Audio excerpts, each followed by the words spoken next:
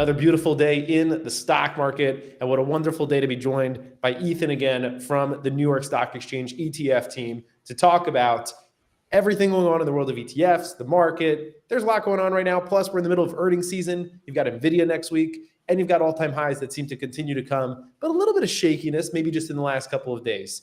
Ethan, how's everything going by you? What have you been paying attention to? It's been good, paying attention to a lot, I think, as everybody is at this point in the year. A lot going on, a lot of uncertainty.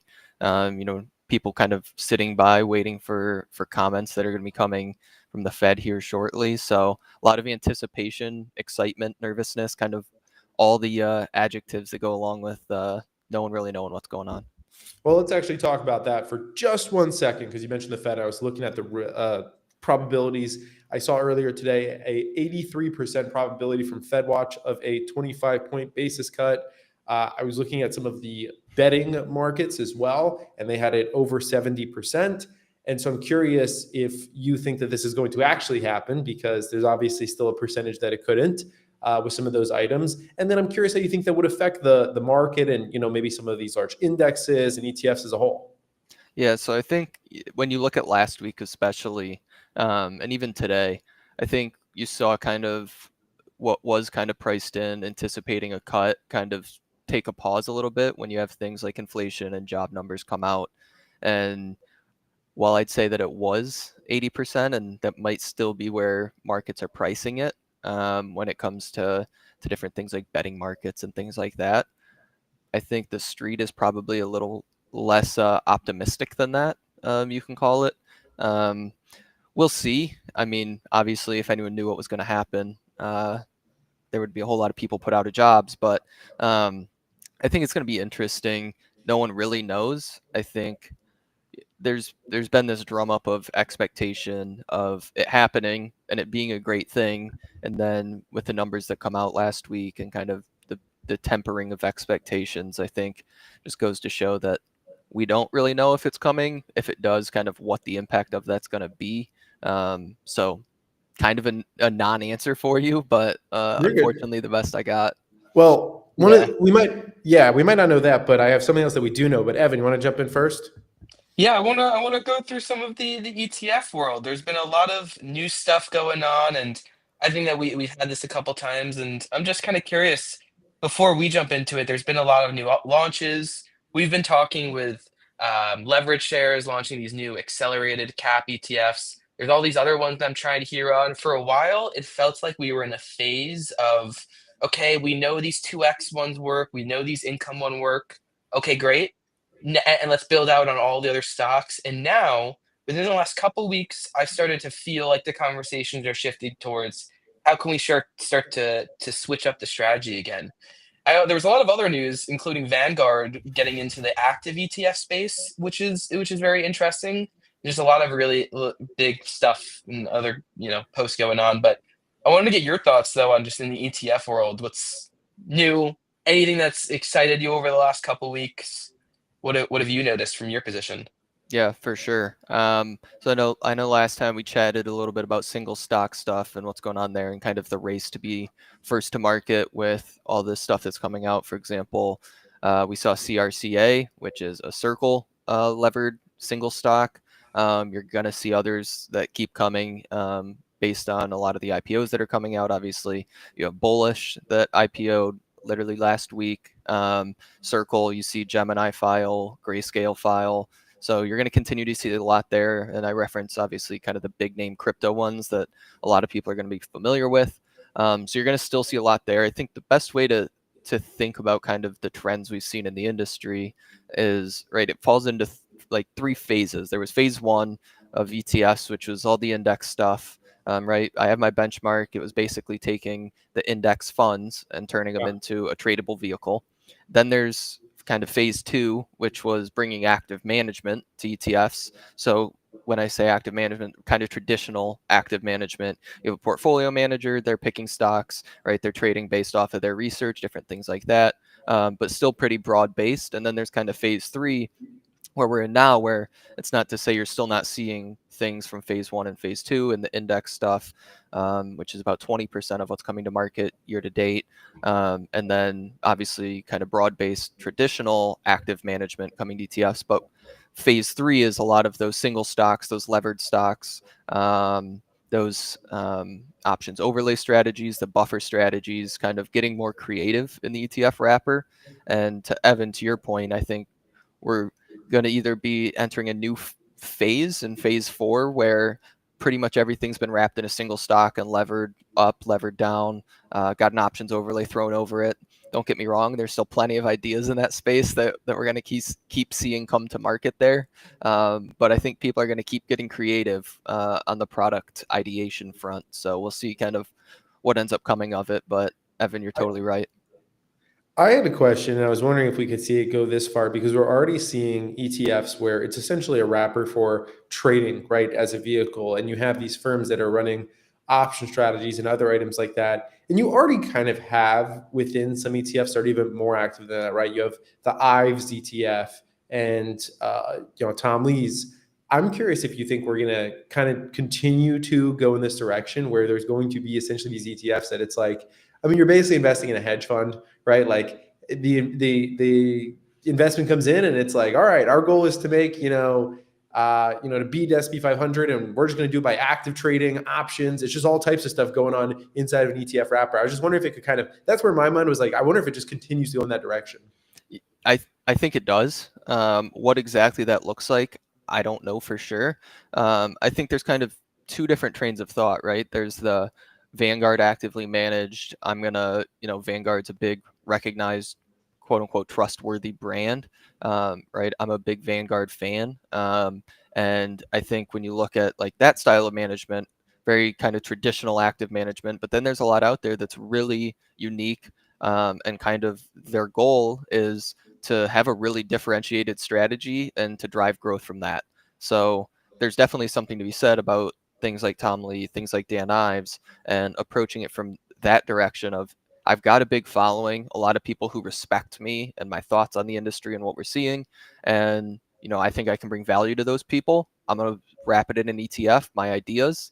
And who's to say how involved they really are on a day-to-day basis, right? But I think you're going to continue to see that, like you said, Gav, where it's going to keep happening. And there's still a lot to be done there, I think. You're somebody who also sits kind of on the inside of this at the New York Stock Exchange. What are you guys saying internally? Is this the golden age of ETFs? We've never had more supply and more demand? That's what it feels like. I think so. I think at some point, and I say this as someone who works in the industry and benefits from every new ETF that's listed, right? How many ETFs is too many ETFs? And I think there's a natural point where the ETFs that aren't as successful with their strategies, gathering assets, performance, all right, they're gonna call themselves, and then there's gonna be others that are gonna do tremendously well. I think we're at about 4,300 ETFs as of today. There's still about 7,000 mutual funds. You look back 10 years ago, that's 22,000 mutual funds. So the mutual funds continuing to decline. A lot of those strategies are coming to ETFs. I still think there's a lot of room for growth there. But the white space is getting smaller. So if you want to be differentiated, obviously there's a lot of people coming to market that already have an asset management business, loyal customers, advisors that are bringing a lot of that with them. But if you're trying to be right out there capturing headlines as someone that's different, bringing something new to the space, that white space is getting smaller. But if there's one area that I have no doubt that they'll continue to find every last bit of that white space, it's the ETF industry. Got it. Evan, what's on your mind? Yeah. Yeah, I want to jump into some of the posts that I've been making. I've been making a lot of posts about ETF, and we also have ETF Central and doing a lot of stuff, some of the new stuff. Shout out to the live stream. Wherever you're watching this, give it a like. One of the new ETF launches that I think has been really successful, well, I mean, has clearly been really successful and we've been covering is this 2X UNH ETF. Obviously, we're talking about Circle comes out and Bullish, and those ones are actually doing pretty well. I was surprised on the 2X DraftKings one, really got no coverage, but this UNH one, UNHD, really found a segment in there. So I feel like I would have thought we were done finding new stocks to 2x on, but this launched literally like 2-3 weeks ago, and this has had quite some success. This was one that definitely stood out to me recently as one of the launches for sure. Yeah, I think you say that Uh, you think that we've reached the end, and there's almost as many Something like this, yeah. ETFs now as there is publicly traded companies on the New York Stock Exchange, and we obviously have a lot of single stock ETFs and levered ETFs, but um, it's probably a long runway to go there still. People are going to continue to get creative, is what I'll say on that front. Yeah, for sure. We've been I've been showing this once or twice. I find this to be very fascinating that Vanguard is even getting into the active ETF game. That this has become such a pervasive theme. Obviously the Vanguard funds are normally known for like 0.002 or whatever fees, very, very low fees. And these ones are a good bit higher, lower than you would expect for an active fee. Those normally sit around 0.75 would be a fair range there. But I thought that this was some pretty fascinating news here that Vanguard getting into active ETFs, launching for a couple new ones.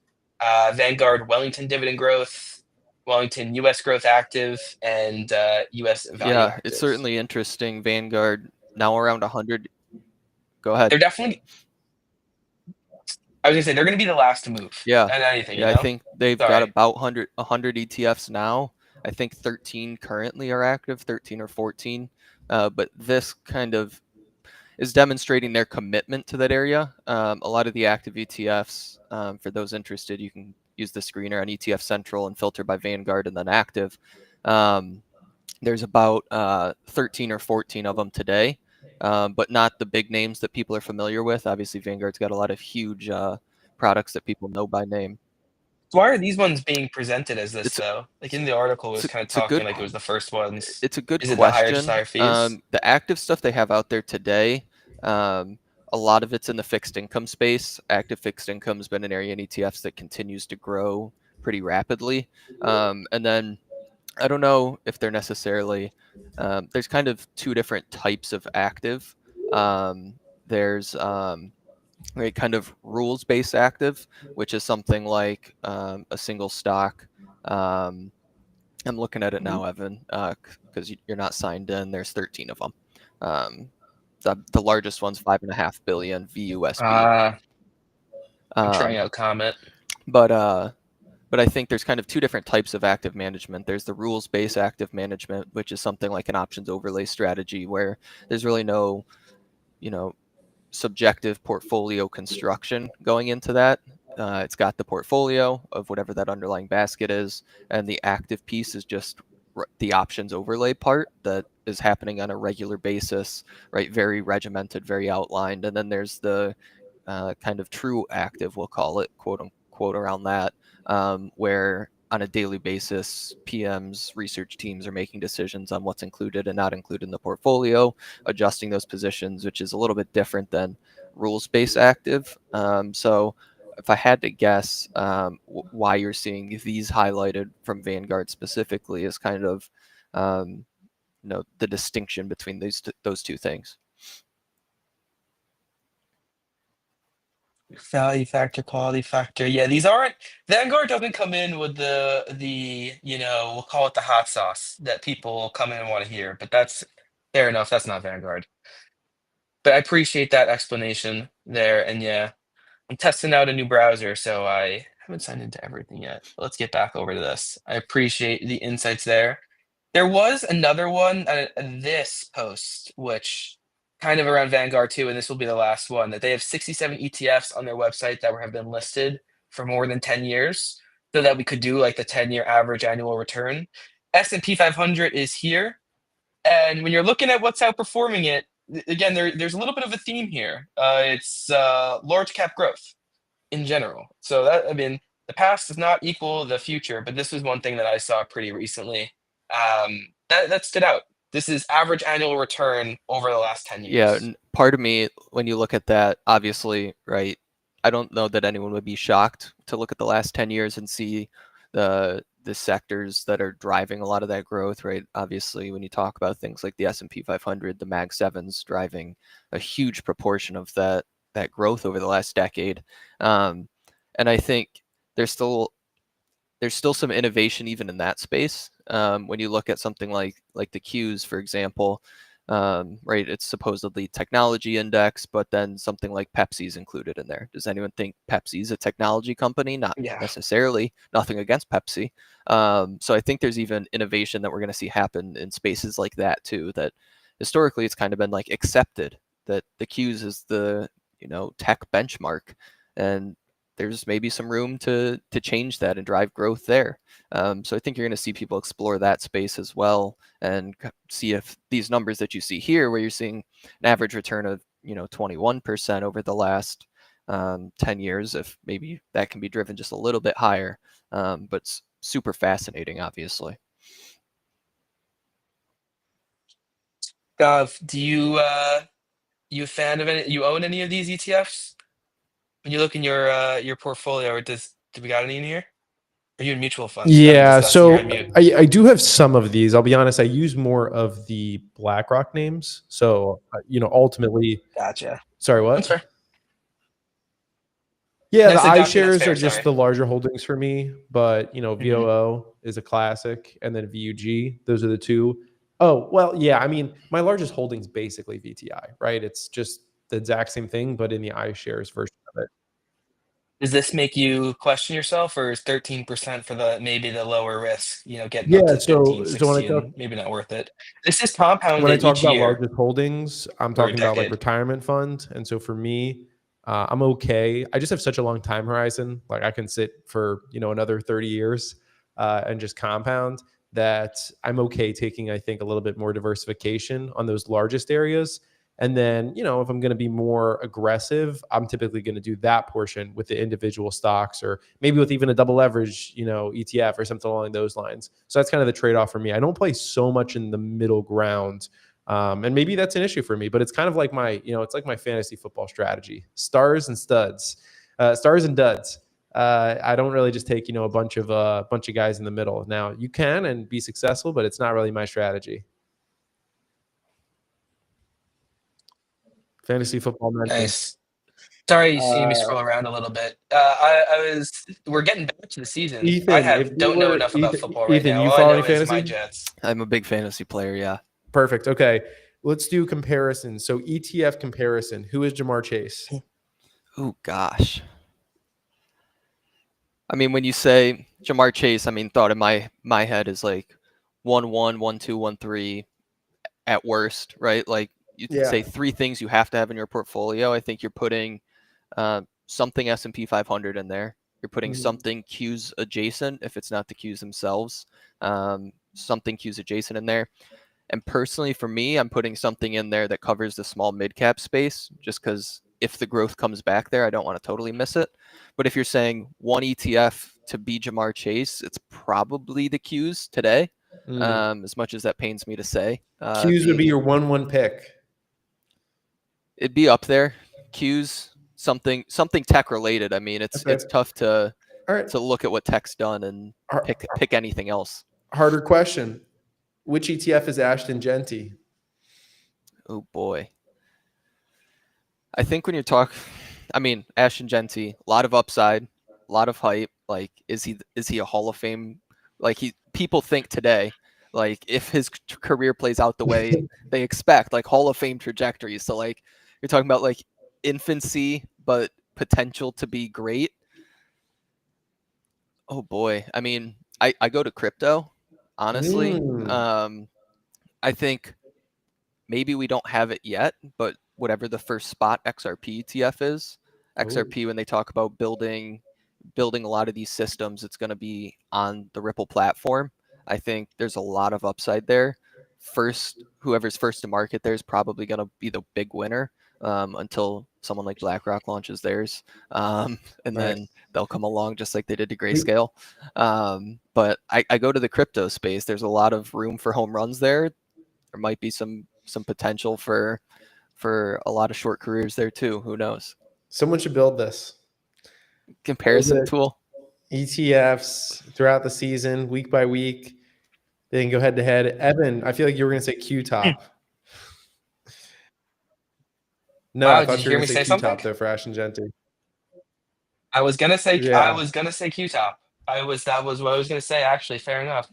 I was also thinking mags, I guess, in general. Listen, the theme that I like that hasn't is taking there, but I think it takes that QQQ theme even to a little bit more, is more Yep. concentration at the large cap tech. Q-top or top T you could look at too, is another one that kind of fits that similar theme. And then mags is just equal weight of the Magnificent Seven. I don't want to go in and get very concentrated in some other random small mid cap areas. I know it's not that I don't want to, but we're talking about, like, I wish this was like a quarterback with a bunch of upside or something like that. But yeah, I would Jaden go Q top Daniels. or top T. I'm a big Patriots fan, so my comparison would All be right, Drake May. Wow. I've got a lot of optimism, oof. a lot of potential upside, I thought but it might okay, be if we Mac want Jones Drake 2.0. May, we want someone exactly someone who's looking good Well, right now, but we know is going to you're in the suck. good So hands what's because that? Evan, big Tom Brady I'm fan. a Jets fan. You Yeah, know, I'm sure. even through his Jets years. No, so here's what we gotta say. Gav, like, has a visceral hatred for Tom Brady as an announcer, I'm and I I just mean, don't think as a I just don't Patriots care. fan, I don't I'm think he's that obviously a bad. huge Brady guy, and last year the announcing, it got better over the year. Like week 1 it was rough. It's By the pretty end of the bad. year it was manageable. I think he's going to keep getting better.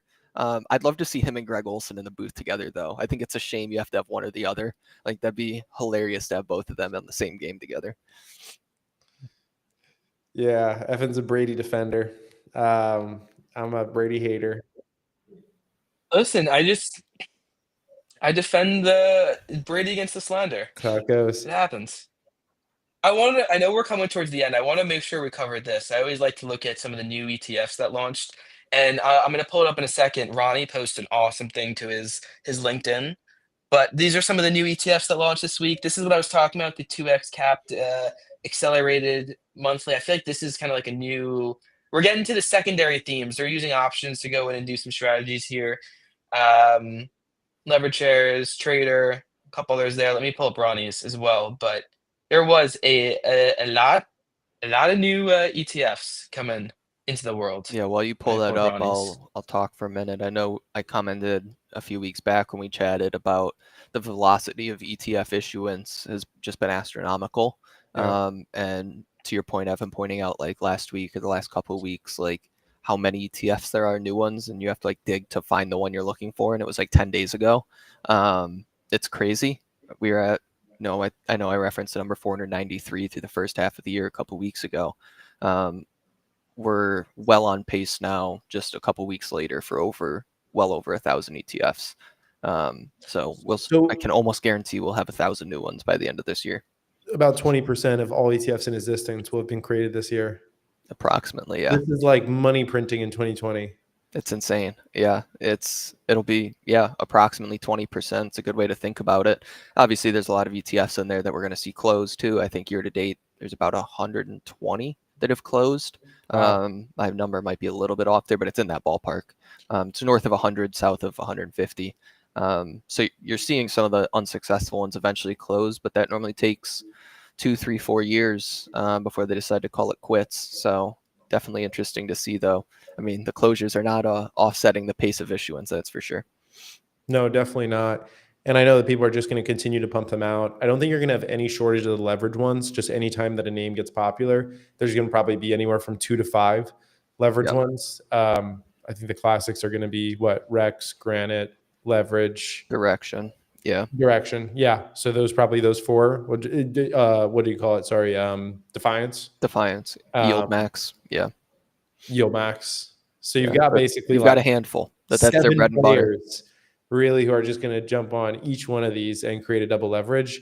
And then the income ones, you're just going to keep getting income the same way. Anything that has volatility, somebody's going to make an income one on. We didn't even talk about it, but the cap accelerated ETFs that just came out, it's a new concept there from leverage, but I could see that spreading, with people wanting to have, maybe capped upside, but leverage with the 1x downside.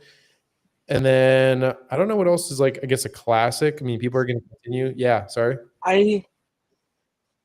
But it feels like what I will say on that is it feels like we're getting closer to the end of like, all right, just 2x this or just do the covered call on this on the specific name. Maybe there's more space in the cover of the income strategy of it.